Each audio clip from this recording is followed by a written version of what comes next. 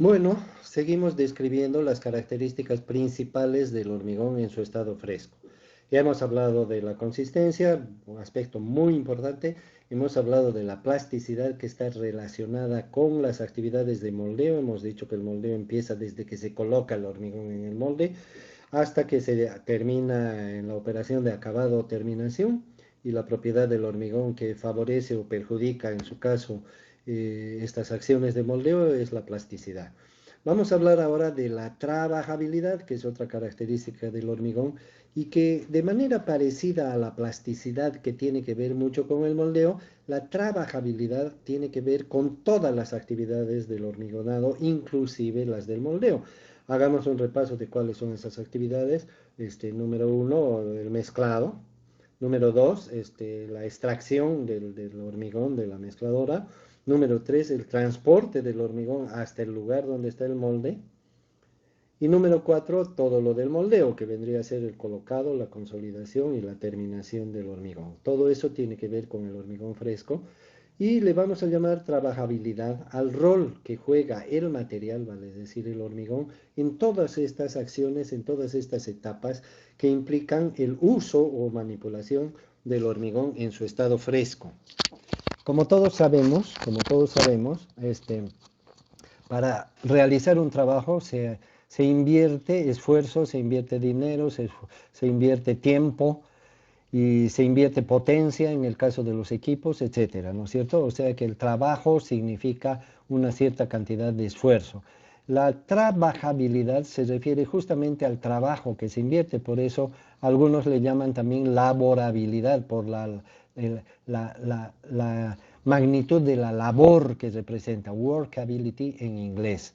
Sí, esta característica se refiere específicamente al material, porque si analizamos la cantidad de esfuerzo que se realiza para cualquier actividad, cualquiera, no solamente hablando del hormigón, sino cualquiera, por ejemplo, la que están haciendo ustedes ahora de estudiar la materia, cualquier actividad que se realiza no solamente depende del material que se está usando, en el caso del hormigón, el material mismo, sino también depende de otros factores. Por ejemplo, se refiere al tipo de actividad que está realizando uno. No significará el mismo esfuerzo construir un elemento de hormigón que planchar un pantalón, ¿verdad? Ambos son trabajos, ambos requieren esfuerzo, ambos requieren tiempo, una inversión de energía, pero son diferentes, ¿verdad? Entonces el tipo de trabajo influye en la cantidad de trabajo o de esfuerzo que se tenga que efectuar. Aparte de eso, las herramientas que se utilizan o los equipos, ¿verdad? Si queremos planchar con un ladrillo caliente, no vamos a ser tan eficientes como si lo hacemos con una buena plancha, por poner un ejemplo muy torpe, pero que sirve.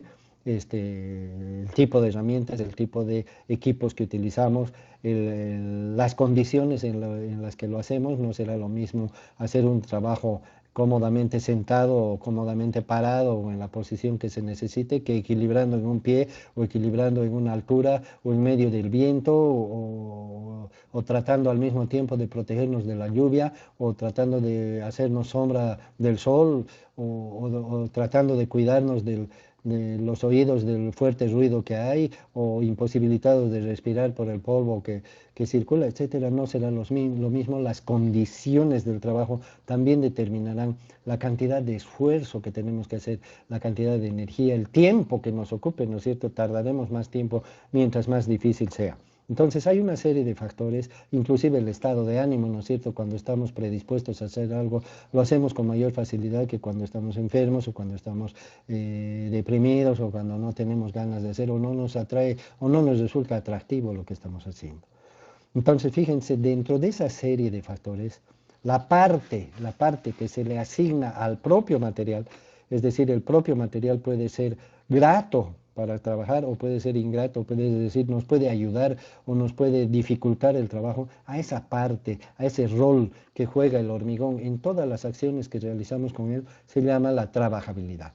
La trabajabilidad no solamente tiene una implicación en el sentido de que nos haga sudar más o no, ¿no es cierto? O nos haga gastar más o no, o nos haga tener mayores dificultades o no, sino que tiene al final de la película, al final del túnel, tiene una connotación básicamente económica, ¿no es cierto? Porque todas estas, todas estas consecuencias que estoy mencionando de un trabajo más difícil implican más dinero, automáticamente, ¿no es cierto? Mayor esfuerzo, mayor dinero, mayor cantidad de gente o la misma gente pero con mayor esfuerzo nos va a pedir que le paguemos más o se va a quedar más tiempo a trabajar porque no va a poder terminar rápidamente porque el trabajo es difícil o la falta de equipos o las difíciles condiciones, ¿no es cierto? Muchachos, quédense, está haciendo mucho frío, pero quédense a trabajar, bueno, el rendimiento va a ser menor.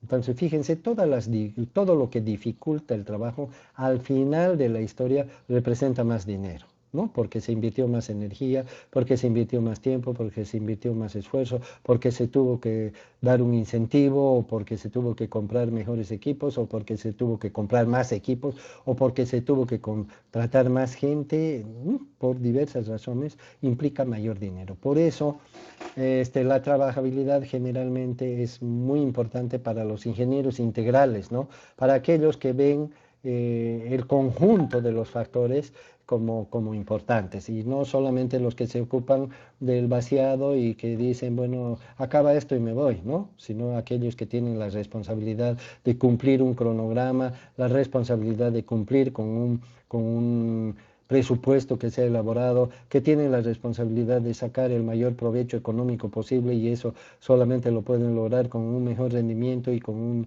un mejor uso de los elementos y factores que tiene. Todo el que tiene esa visión, entonces le va a dar importancia a la trabajabilidad. Y como la trabajabilidad es el resultado de un conjunto de cosas, entonces tendrá que preocuparse de la trabajabilidad del hormigón, de la calidad de la mano de obra, de la calidad de los equipos, de las buenas condiciones de trabajo, etcétera. Tendrá que preocuparse del buen manejo del dinero, etcétera, de todos los factores, entre los cuales está la trabajabilidad del hormigón propiamente dicho. ¿Y de qué manera puede preocuparse de la trabajabilidad? ¿De qué manera no es simplemente un buen deseo, ¿verdad? Que mi hormigón sea muy trabajable o lo más trabajable posible, sino que tiene que saber cómo hacerlo. Entonces vamos a analizar qué factores son los que influyen en la mayor o menor trabajabilidad del hormigón. Para empezar, mencionemos la proporción de agua. Nuevamente, fíjense bien la importancia del agua. Ya dijimos que el asentamiento, la consistencia del hormigón, la fluidez del hormigón tiene mucho que ver con la proporción de agua que se utiliza. Y en este aspecto, ya hemos definido que mayor fluidez con mayor agua, menor fluidez con menor agua, y también hemos definido que a mayor fluidez probablemente mayor plasticidad. En el caso de la trabajabilidad también debemos decir que la proporción de agua es muy importante. Difícilmente un hormigón con poca agua va a ser trabajable, difícilmente. Generalmente el agua ayudará a que el hormigón sea más trabajable, pero aquí hay otro factor. Resulta que tal como vimos en la plasticidad, para todas las actividades de manipuleo con el hormigón, el elemento fundamental de movimiento, de dinámica, es la pasta de cemento y en el caso de la plasticidad no solamente la pasta, sino a la que le añadimos los granos finos, tanto del agregado fino como del agregado grueso, que finalmente forman una pasta, no será de cemento, pero una pasta, la pasta del hormigón, podríamos decir, de la cual están excluidos seguramente los granos grandes de agregado. ¿Qué papel juegan los granos grandes de agregado en la trabajabilidad? Eso sería lo que vamos a ver enseguida. Y resulta que los investigadores que desde hace casi 200 años han estado preocupándose para obtener los mejores rendimientos y la mayor calidad posible en el hormigón, descubrieron, ¿no es cierto?, que la trabajabilidad no era la misma si los agregados iban variando. Entonces descubrieron que los agregados o el tipo de agregados que utilicen tenía bastante que ver con la trabajabilidad del hormigón resultante.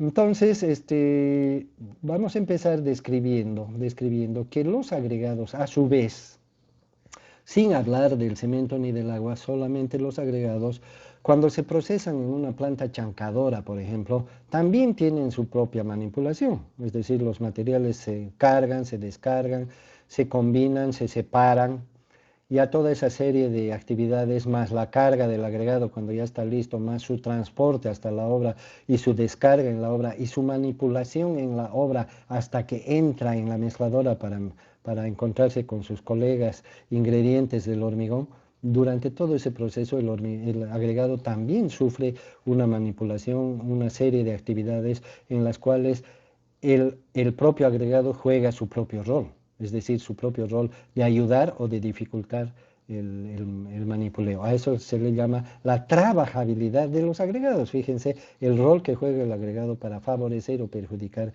estas actividades que hemos mencionado. Y la trabajabilidad de los agregados depende del ordenamiento de los tamaños de sus granos. Ordenamiento de los tamaños de sus granos. ¿A qué nos suena, a qué palabra nos suena esto? A la granulometría. ¿Qué es la granulometría? Es la determinación de los tamaños de granos que contiene un agregado y sus proporciones, que no es otra cosa que su ordenamiento, o sea, tanto por ciento de tal tamaño, tanto por ciento del otro tamaño, y la correlación entre estos tamaños es lo que nos da finalmente una granulometría resultante. De esa manera se han determinado dos cosas, ¿no? ¿Por qué es importante la granulometría del hormigón? Una de las razones es porque necesitamos que existan la menor proporción de espacios vacíos entre granos. Es decir, que la granulometría, la buena granulometría de los agregados para un hormigón es aquella que ocupa el mayor volumen posible, porque de esta manera vamos a dejar el menor espacio posible para la pasta y entre la pasta y los agregados la pasta es la más cara, entonces es una razón económica, digamos. Por otro lado, la calidad de la piedra siempre ha sido garantizada desde el principio de los tiempos y la calidad de la piedra normalmente es una calidad, como decía hace rato, garantizada, conocida, establecida, y en cambio la calidad de la pasta está sujeta al cocinero, ¿no es cierto? Porque es el que prepara, el ingeniero es el que prepara la pasta. Entonces, si es un buen ingeniero, la pasta también será buena. Si es un mal ingeniero, la pasta será mala. Y si a una buena pasta o a una mala pasta le ponemos un agregado que es bueno, no siempre el resultado final va a ser bueno, ¿no? Bueno con bueno será bueno, bueno con malo será regular o malo. Entonces, fíjense, gracias a esa condición que se le asigna a la piedra, y a su costo, que además es barato porque nos lo proporciona la naturaleza. Entonces, una de las tendencias que se buscan en la granulometría del hormigón es que ocupe el mayor volumen posible. Y otra de las tendencias es de que el agregado sea trabajable, es decir, que la combinación de los tamaños que contenga un agregado sea tal que los granos chicos les ayuden a moverse a los granos medianos y los granos medianos les ayuden a moverse a los granos grandes, de modo que no se opongan entre sí, sino más bien se ayuden, así como un rodamiento. Han visto un rodamiento, cómo funciona, ¿no es cierto? Para que una pieza gire, se usan otras piezas más chiquitas que a su vez giran y ayudan a girar como si fueran ruedas. Por eso se llaman rodamiento, ¿verdad? Como si fueran ruedas, le ayudan a girar a la otra pieza y eso facilita su movimiento.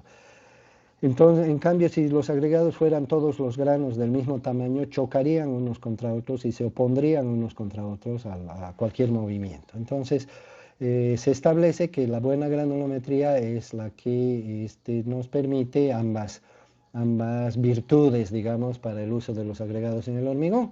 El estudio de las granulometrías es un estudio muy largo y prolongado, tiene mucha historia desde antes de la Guerra Mundial, desde el 1900 más o menos para adelante. Hubieron muchos investigadores que trataron de encontrar la forma de establecer qué granulometría o qué forma de combinar los tamaños de granos era la mejor. Y ahí hubieron muchas propuestas. La mayoría de ellas resultado de, quién sabe, cientos de ensayos que probaban una, probaban otra, y de todas las que aparentemente, porque era su opinión, tenían un mejor resultado, las fueron seleccionando y bueno, finalmente resultaba alguna elegida. Y entre estas elegidas aparecieron las granulometrías o curvas, como por ejemplo la parábola de Fuller, la pronunciación en alemán, que es una curva granulométrica ejemplo, ¿verdad? A la cual deberían aproximarse las granulometrías de los ingenieros o de los que usaban hormigones. Entonces era un esfuerzo, ¿verdad?, de lograr granulometrías que se parezcan a esta curva, que se parezcan a esta parábola, y como se ve en la figura, de repente no coincidían en una parte, no coincidían en ninguna parte, pero que se parezcan lo más posible. ¿Qué tanto se deberían parecer? Eso es discutible, es relativo, pero de alguna manera fueron ejemplos que que empezaron a ayudar a los usuarios del hormigón a tener una idea mejor de lo que es una buena granulometría, porque si vemos un agregado así a simple vista o aunque lo toquemos no podemos adivinar su condición granulométrica y peor todavía su papel en la trabajabilidad. De esta manera aparecieron algunas granulometrías tipo, aquí se mencionan en el texto, Fuller, Thomson, Weymouth, que eran las clásicas en los primeros tiempos, ¿sí? del hormigón analítico, no solamente experimental, no solamente material, ¿no? Sino donde ya se empezó a estudiar de qué manera mejorar el hormigón. Más adelante, estos mismos investigadores y otros, al ver que la tendencia de la curva experimental parecía una parábola, por ejemplo, acá de hecho se lee parábola de Fuller, entonces pensaron ellos de que de repente el ordenamiento granulométrico ideal obedecía a alguna regla matemática, que podía representarse con una función matemática. Y entonces empezaron a probar distintas fórmulas que en su desarrollo en dos ejes representen a las parábolas que experimentalmente se obtenían, de tal manera que empezaron a aparecer así las curvas granulométricas teóricas, que fueron curvas que se trazaban con fórmulas matemáticas. El mismo Fuller, Bolomey, Faury son ejemplos clásicos. También están los usos de California, que a diferencia de las curvas, que es una sola, y como dije hace un momento, los usuarios tenían que buscar una granulometría que se parezca a ellas. Los que establecieron los usos no se conformaron con definir una sola curva, sino dos curvas, un límite mínimo y un límite máximo. Estoy trazando acá con el cursor porque no tengo una representación de ellos. Digamos una curva máxima aquí, un límite máximo y un límite mínimo. Y entonces el usuario ya no tenía que adivinar cómo acercarse a la curva del medio, que ya no era una sola, sino que eran dos, sino simplemente trataba de acertar la manera de que su curva quede en medio de las dos, ¿no? En medio de los límites, y trataba, por supuesto, de alejarse de los límites, porque como se llaman límites, quiere decir que no podíamos excederlos. Entonces, de esa manera, los usos de California se llama un uso, entonces, a un espacio entre las dos curvas límite de granulometría, están los usos de California que establecían espacios de buen comportamiento. A través del tiempo, ya después de la Segunda Guerra Mundial, etcétera, donde se fue visualizando el nuevo ordenamiento de la tecnología y de la economía mundial, porque observarán que estos nombres y apellidos son en algunos casos ingleses o alemanes, de acuerdo a las potencias mundiales antes de la Primera Guerra Mundial o durante ella, y casi en la Segunda también. Estados Unidos y otros países ya fueron destacándose en el nuevo ordenamiento, y con el tiempo, a partir de 1940, 50, yo diría para adelante, se fueron desarrollando los diferentes institutos tecnológicos, y entre ellos las investigaciones sobre esta temática nos fueron dando lo que hoy en día se conoce como las especificaciones técnicas granulométricas. Aquí tenemos un ejemplo de ello. Hoy en día no vamos a hacer mucha cuestión de esto, pero son valores, estos valores que tenemos aquí en las tablas, son los porcentajes que pasan, que son los mismos valores que se colocan en el eje de las ordenadas, ¿verdad? Cuando representamos gráficamente una curva granulométrica, aquí tenemos en el eje de las ordenadas el porcentaje que pasa en cada tamiz, aquí están los tamices. Entonces, una especificación granulométrica especifica los tamices, aquí están los tamices, 100 milímetros, 99, etcétera, 3 pulgadas, bla, bla, bla, todos los tamices, y en cada tamiz, para cada material, estos de la izquierda son los materiales, un material de 3,5 a 1,5, por ejemplo, tiene que tener máximo, tiene que pasar el 100% en el tamiz de 4 pulgadas, de 90 a 100 quiere decir 90 mínimo, 100 máximo por ciento que pasa en el tamiz de 3,5, no se especifica nada para el tamiz de 3 pulgadas, para el de 2,5 se especifica un mínimo de 25 y un máximo de 60, y así siguiendo, como se puede ver, aquí está la especificación, los límites mayor y menor, o sea, un uso, aquí tenemos un uso, si lo representamos gráficamente va a ser un uso granulométrico, un límite superior y un límite inferior, dentro de los cuales tiene que ordenarse la granulometría de un material que sea este material. Aquí tenemos diferentes materiales, más adelante vamos a aprender a manejar bien esto, y aquí podemos ver que esta es una lista de agregados gruesos, Y también tenemos acá una especificación para el agregado fino, ¿sí? Tamiz de 3/8 debe pasar el 100%, tamiz número 4 debe pasar del 95 al 100% y así siguiendo. Entonces aquí tenemos una gráfica de un agregado grueso, una gráfica de un agregado fino, donde vemos los límites. Si dibujamos esto que está en las tablas en una gráfica, nos va a dar estas dos líneas gruesas que están acá, que es el límite inferior y el límite superior, y lo deseable es que la granulometría de nuestro material entre dentro de estos dos límites.